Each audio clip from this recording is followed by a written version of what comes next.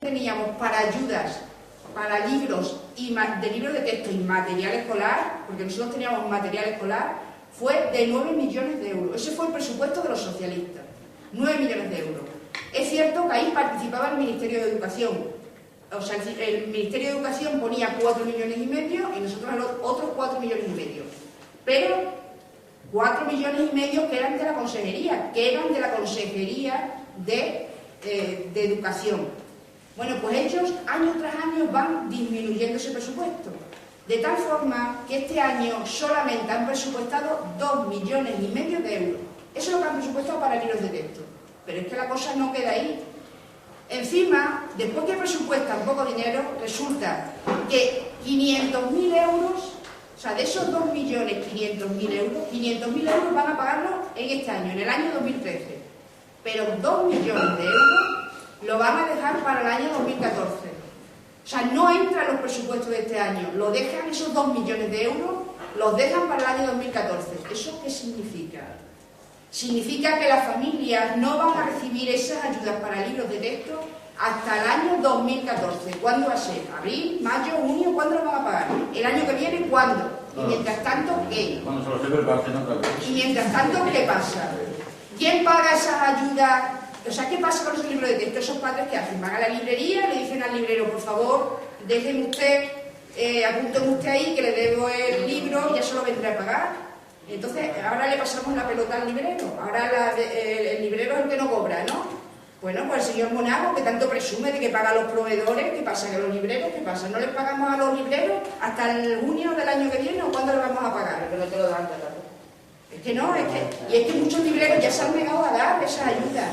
O sea, de hecho, sabemos de centros educativos que actualmente los niños todavía no están utilizando los libros de texto, porque dentro del aula hay niños que todavía no los tienen.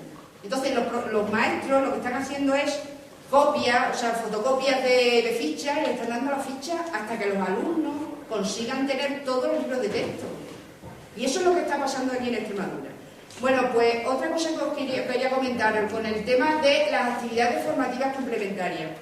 Las actividades formativas complementarias, sabéis que eso viene de un modelo que pactamos aquí en Extremadura, que era tener jornada continua por las mañanas, actividades formativas complementarias por la tarde. A lo mejor para la gente que vivís en pueblos grandes, pues a lo mejor nos parece muy importante las actividades formativas complementarias, porque a lo mejor en vuestro pueblo existen muchas más ofertas.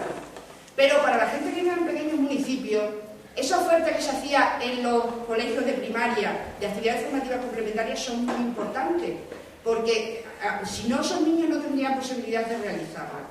Bueno, pues nosotros nos tememos que esas actividades formativas complementarias tienen los días contados.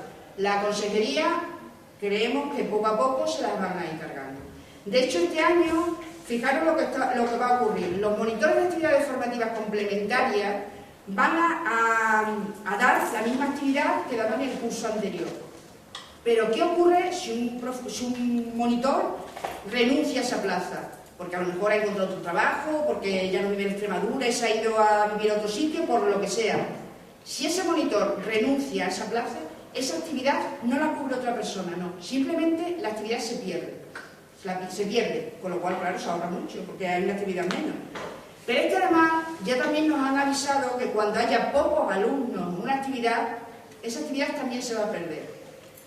Y no dan la posibilidad de que a veces, bueno, pues se puede cambiar una actividad por otra, como ha ocurrido cuando hacíamos, eso es lo que hacíamos nosotros, los socialistas. Había veces que veíamos que una actividad no era demandada por los alumnos porque nos interesaba, bueno, pues se le daba al centro la posibilidad de que pudiera elegir otra, que a lo mejor podía ser más interesante. Pues tampoco. Entonces, ¿qué es lo que va a ocurrir? Porque al final, las actividades formativas complementarias van a desaparecer de aquí en Extremadura. Bueno, yo creo que como conclusión está clarísimo que a Monago, que al Partido Popular, la educación no le interesa para nada, nunca le ha interesado. Porque está claro que se ha perdido la calidad de la educación, se ha perdido la atención a la diversidad y además una cosa que es muy importante es que yo creo que cada vez se está haciendo una selección del alumnado basada principalmente en su nivel social y en sus posibilidades económicas. Y eso es de verdad una pena. Y yo creo que no puede existir nunca una discriminación por motivos económicos o por tener necesidades educativas. O sea, los alumnos que tienen necesidades educativas especiales o que no tienen suficientes medios económicos, los está dejando el Partido Popular totalmente al lado. Y yo es que la verdad es que cuando yo veo al presidente de la Junta de Extremadura, cuando lo veo a Monago en la televisión, yo digo, ¿y este hombre en qué mundo vive? Yo no sé si vosotros tendréis esa sensación, pero es que yo digo, ¿este hombre en qué mundo vive? Si es que yo cuando yo lo veo salir en la televisión tan contento, tan feliz, como si no pasara nada, digo, pero yo no sé, pero yo la gente que yo conozco, que viven a mi alrededor, las cosas que me dicen no es lo que representa él. Y es que yo creo que la Extremadura real no es esa, no es la que nos quiere presentar Monago, no es la de los premios CERE, la de los grandes actos, no. La Extremadura real es aquella en que los alumnos están dejando de estudiar porque no pueden pagar la universidad, no pueden pagar las tasas universitarias. Esa es la Extremadura real. La Extremadura real es aquella en que los alumnos no pueden ir a la universidad porque le han quitado, le están cada vez poniendo más pegas para conseguir una beca, y no les dan las becas o se las dan con muy poca cantidad, no pueden pagar esas becas. La Extremadura real es aquella en la que un alumno va a tener que dejar de estudiar bachillerato y formación profesional en Extremadura porque sus padres no pueden pagarle un simple autobús. Y eso es lo que está pasando en Extremadura. Fijaros, el otro día me contaban el caso de Villalta de los Montes a Herrera del Duque, 42 kilómetros. ¿Sabéis cuánto le pide el transportista a los padres por llevar a sus hijos todos los días ir y venir? 280 euros al mes. ¿Vosotros creéis que una persona que gana 426 euros, no? 426 euros al mes puede gastarse 280 euros para